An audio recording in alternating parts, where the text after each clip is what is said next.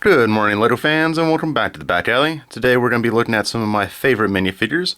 Out of all of the minifigures in my Lego city, these are my four favorite guys because they have been with me the longest. Yes, some of them have childish names and whatnot, but remember that I named these when I was a lot younger.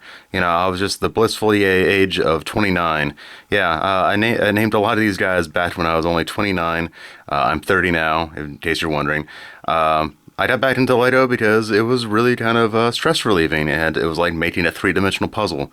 So I really got back into it, and then after I saw the variations of the minifigures and everything besides the simple smiley faces, I really just kind of dove into it, and that's why I have about 314 minifigures in my city.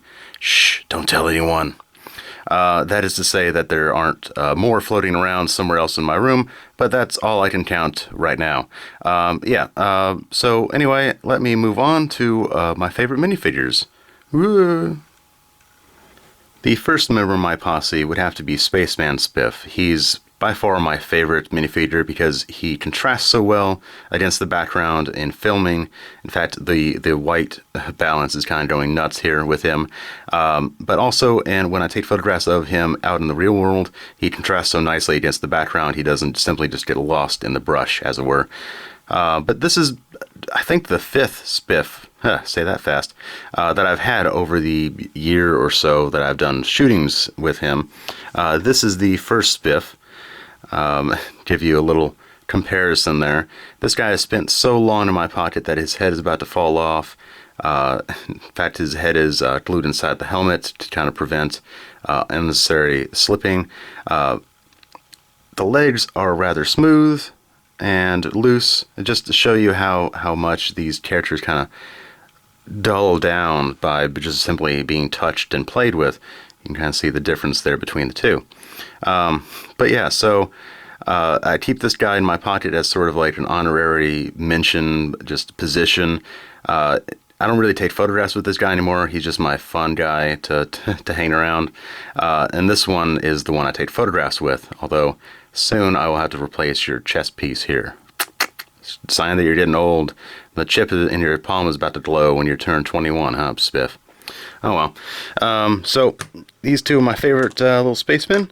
Well, one spaceman rather. The other one is just a honorary guy. Replacement Spiff, as it were.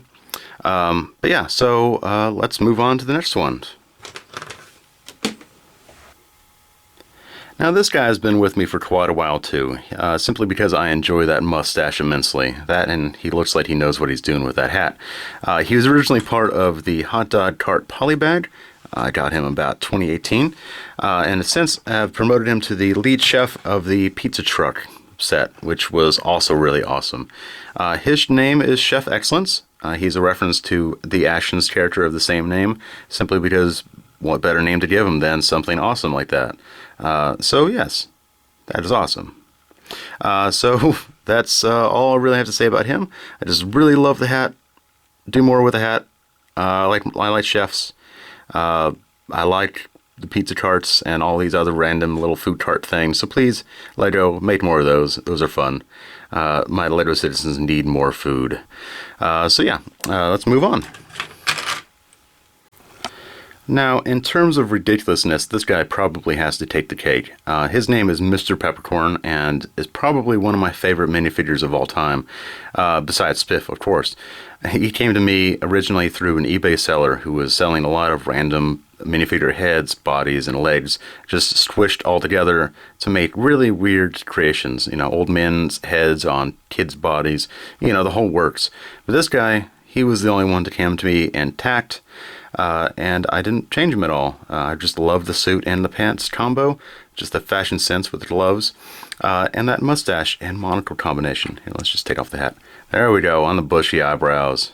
You can tell that he spent a lot of time with me in my pocket by the torso wear and the head wear, but you know, I'm not going to replace him because of that. That's just a very minor little mustache blemish. I say, yes, it better be.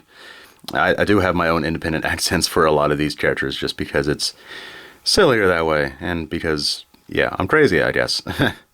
So that's Mr. Peppercorn. Let's move on. So this minifigure is actually a pretty funny story. He was technically part of my very first Lego set, but he is not my very first Lego minifigure. In fact, I bought this guy over Bricklink because I had nostalgia and wanted to basically rekindle my youth during these troubling times. So I purchased my old set, piecemeal, of course, because buying the whole thing outright was way too much money. Oh man. So this guy was the very first to arrive at my door with his little grass skirt there and his awesome necklace and hat.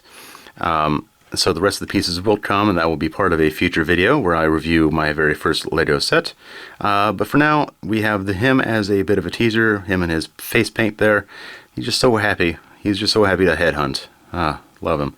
But yes, I wish they did more in natives like this, but I can see why they didn't. So yeah, I'm glad to have him for now.